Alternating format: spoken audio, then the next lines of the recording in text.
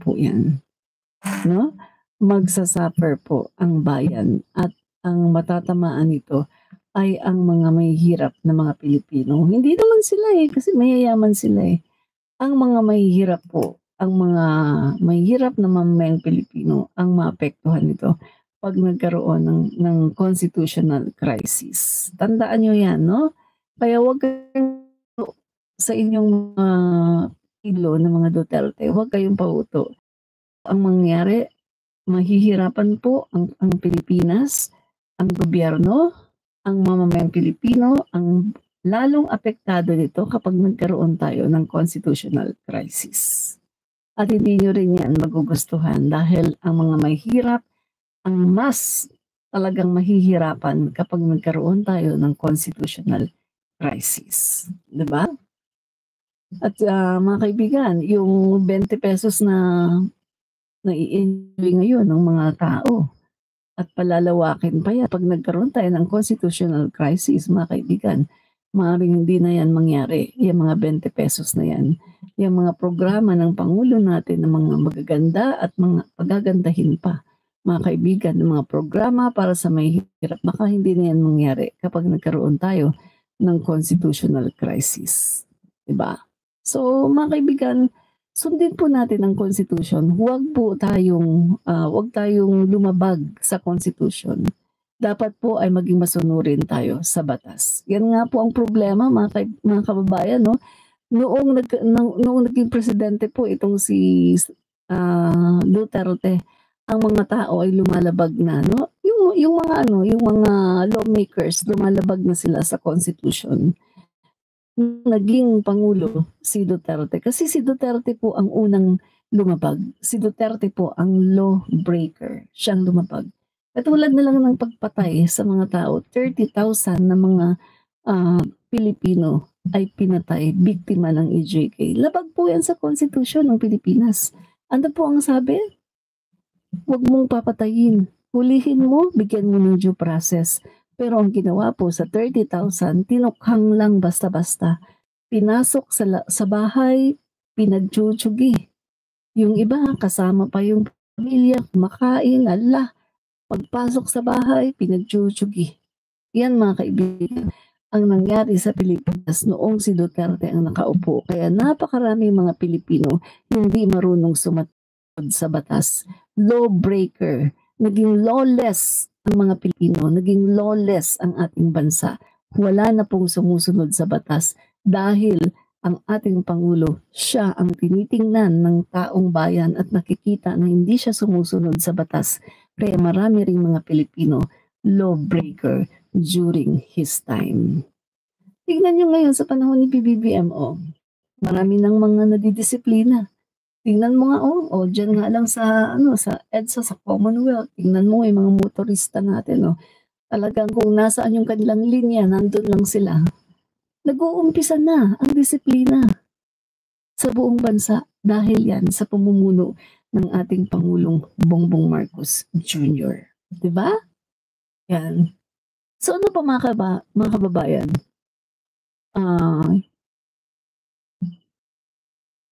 If Cheese and his allies kill this case without hearing the evidence, then they are no better than the criminals they protect. Tumpak. Diba? Kung papatayin nila itong impeachment case ng walang hiring-hiring, parang katulad na rin sila sa mga kriminal na kanilang pinoprotektahan. Kasi lumabag sila sa Constitution Mga kaibigan, Constitution natin, the highest law of the land. Yan ay dapat hindi nilalabag. Sinusunod dapat yan. Pero kung lalabagin talaga nila ito, wala na silang pinagkaiba sa mga kriminal na sinusuportahan. At hindi na nila deserve na manatili pa dyan sa Senado. Abolish Senate of the Philippines. I-retain ang House of the Representative kasi ang House of the Representative very effective at talagang ginagawa nila ang mga nararapat at talagang sumusunod sila sa batas.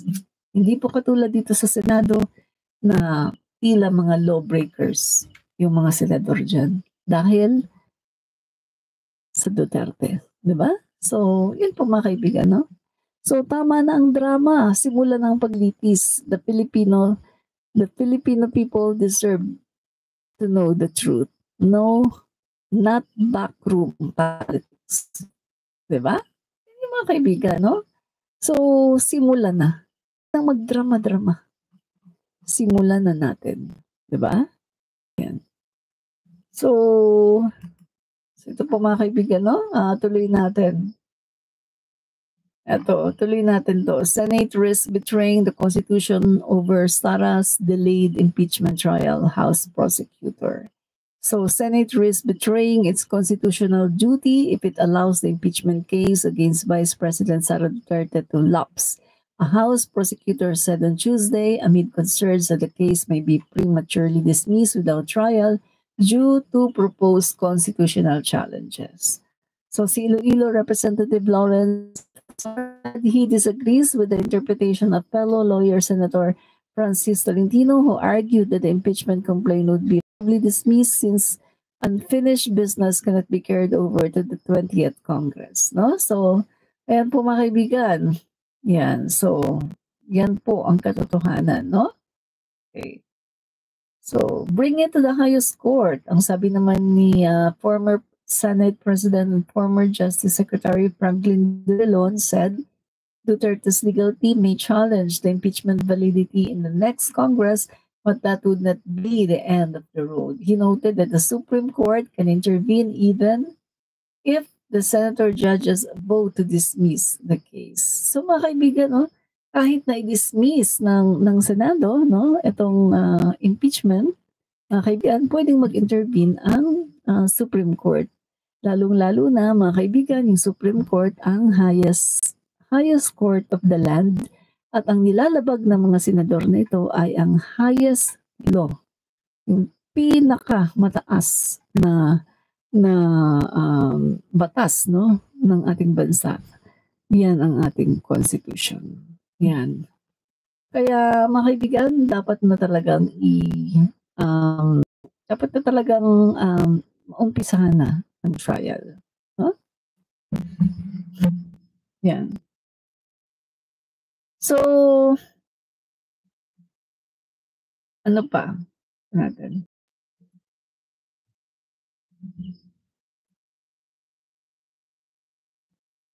Okay, ito. Okay.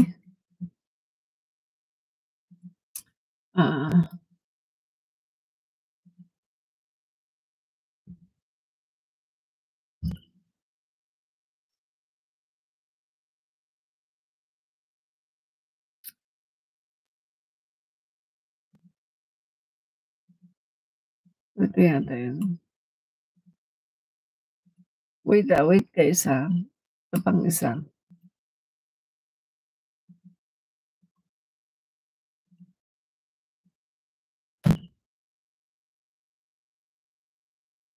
Our minority leader is the floor for a manifestation.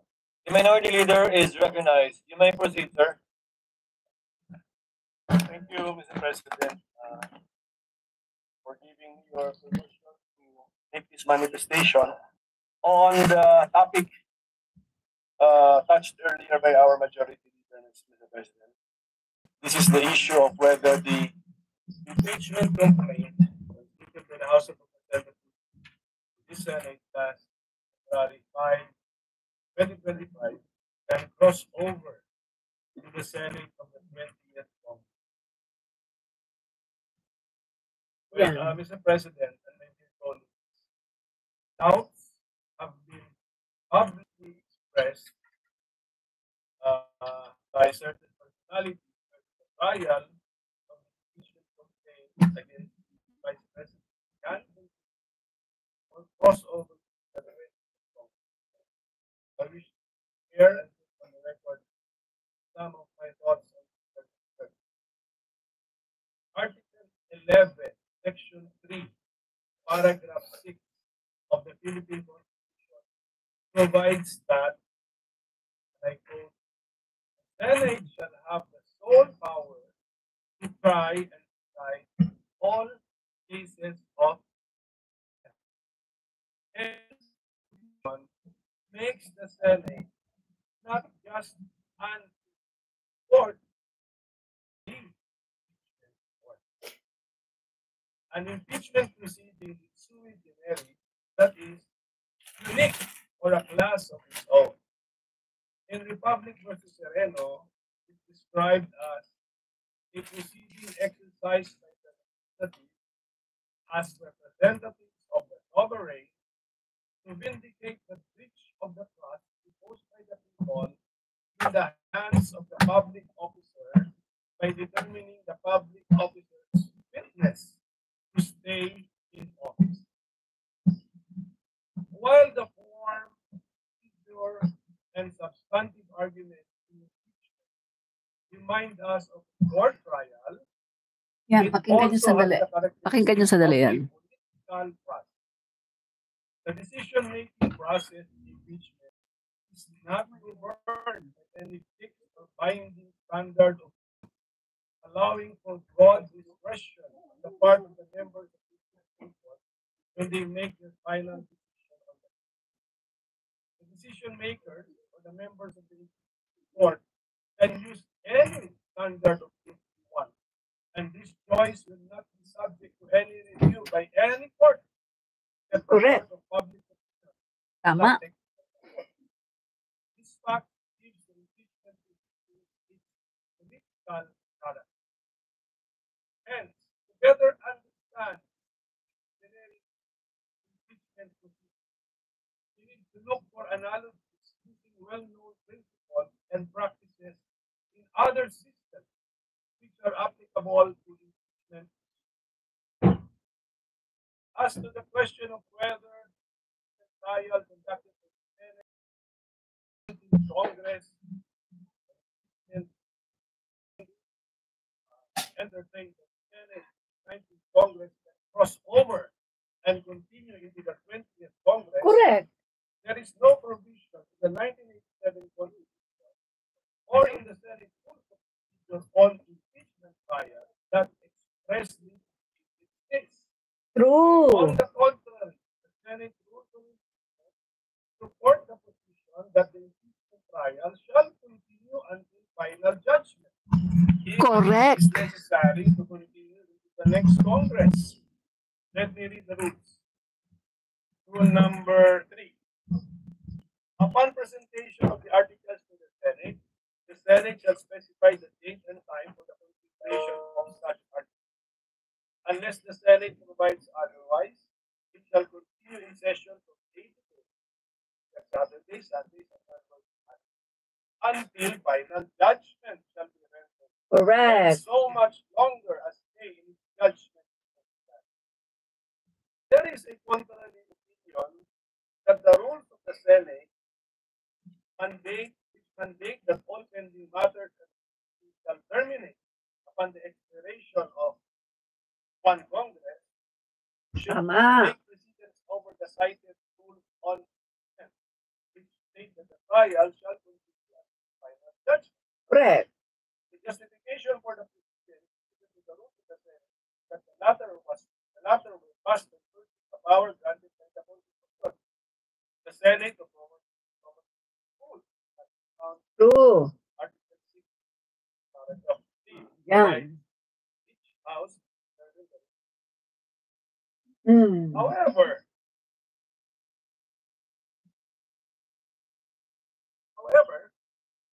the Senate rules are also passed by virtue of power granted by the same Constitution to the Senate to promulgate its rules on consent.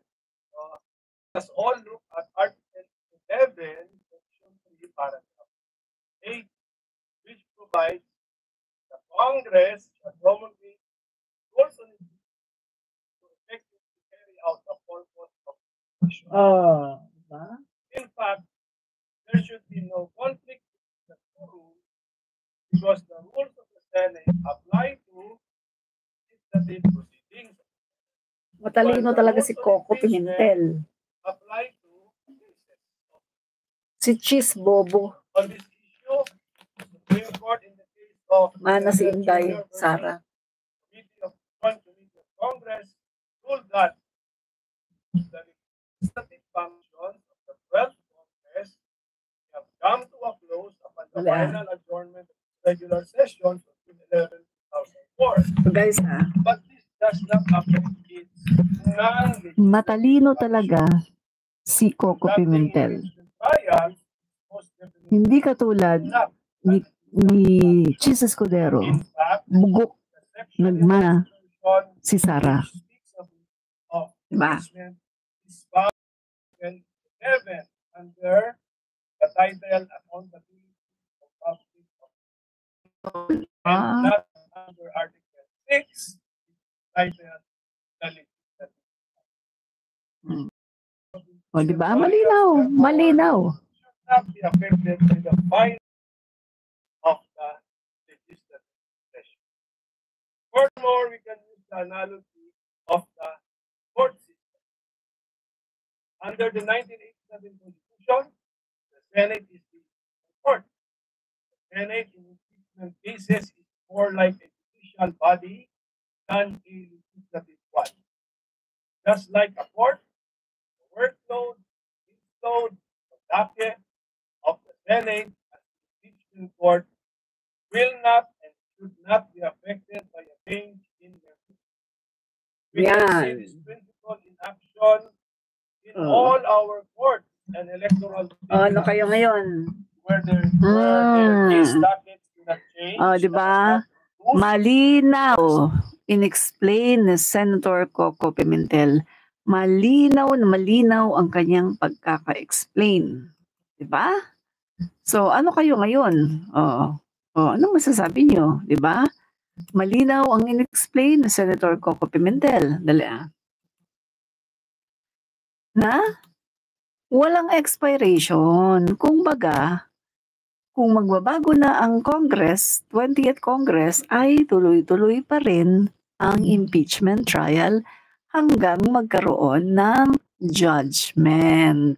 Malinaw na malinaw ang pagkakapaliwanag, no, ni Senator Coco Pimentel. Malinaw na malinaw sa kanyang binasa.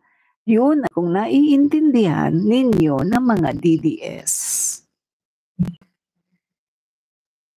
Ano? Diba? So, ang impeachment ay dapat na ituloy.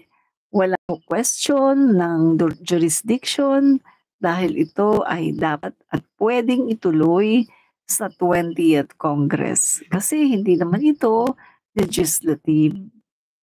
Hindi yan trabaho na, hindi yan yung legislative work na kapag natatapos na yung Kongreso, no? Tapos na ang 19th Congress, ang isang bill kapag hindi yan na-approve ay pag dinalaka yan sa 20th Congress, nag-i-start na naman siya sa umpisa. Nagba-back to zero. Pagdating po dito sa impeachment trial, hindi po yan mangyayari kasi ito po ay hindi legislative work. Ito po ay impeachment trial. Labas po ito sa trabaho or labas po ito sa regular job ng mga senador. Ito po ay isang special function ng isang senador. Ang maging senator judge sa impeachment court. Make sense? O siguro naman ngayon, naintindihan nyo na mga DDS, no? Naintindihan nyo na siguro ngayon, no? Yan po, no? Oy, sabi ni Ann Gamigan, dismiss na po yung impeachment. Alam mo, huwag kang mag-fake news, no? Or maaring ikaw po ay disinformed, no? Hindi pa dismiss ang impeachment at hindi nila pwedeng i-dismiss ang impeachment dahil ito ay isang gawain, no? Itong trial na to, isang gawain na napakahalaga. no? Napakahalaga po niyan. Nasa constitution po natin yan, no? Hindi po nila basta-basta mababaliwala ang impeachment. 'Di ba?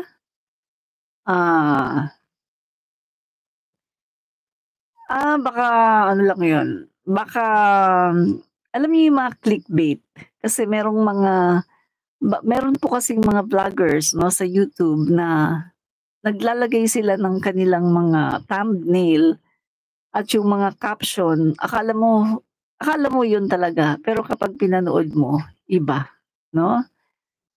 Hindi pa po dismiss ang impeachment, 'no, hindi pa po. Yes po, hindi pa po dismiss ang impeachment. Pinagbabalakan pa lang nila na i-dismiss, 'no, nina Bato de la Rosa. Pero hindi 'yun puwedeng i-dismiss. Kasi hindi nila basta-basta madi-dismiss 'yan, dahil 'yan po ay kanilang constitutional duty. Mananagot po sila. Kapag dinismiss nila 'yan ng gano'n-gano'n lang, mananagot po sila. Dahil constitutional duty po nila 'yan. Arnel Ginokin, nakalimutan ko lang kanino pong vlog 'yun. Hindi pa po 'yun dismiss. Maaaring hina-hyper lang niya, 'no, at maaaring naglagay lang siya doon ng caption, 'no, pero iba naman yung nakalagay. Clickbait nga po, clickbait, 'di ba? Marami po sa mga vloggers mahilig sa ganyan, mga clickbait na halimbawa sabihin, "Naku, naku si PBBM ay ano," pagkatapos 'pag pinanonood mo naman, wala ka namang makikitang gano'n, 'di ba, sa buong video. Clickbait po ang tawag do'n. Para panoorin, 'no? Marami pong mga vloggers ganyan po, nagki-clickbait sila, 'yan. So, 'yan po mga kaibigan, so wrap up tayo. Hindi po maaaring i-dismiss basta-basta ang impeachment na 'yan, dahil 'yan po ay mandato nila ng mga senador na 'yan, mandato po nila 'yan, at 'yan po ay naayon sa konstitusyon ng Pilipinas. Kapag dinismiss po nila 'yan, sila po ay lumalabag sa batas ng konstitusyon ng Pilipinas. At 'yan po ay very dangerous, dahil maaari pong magkaroon tayo ng constitutional crisis kapag hindi po nila tinuluyan. 'Yan po ang danger 'pag nagkaroon tayo ng constitutional crisis. Yan. So, yan po mga kaibigan, hanggang diyan na lang po muna. Ito po muli si Admin Rich, komentarista, nagsasabing fight fake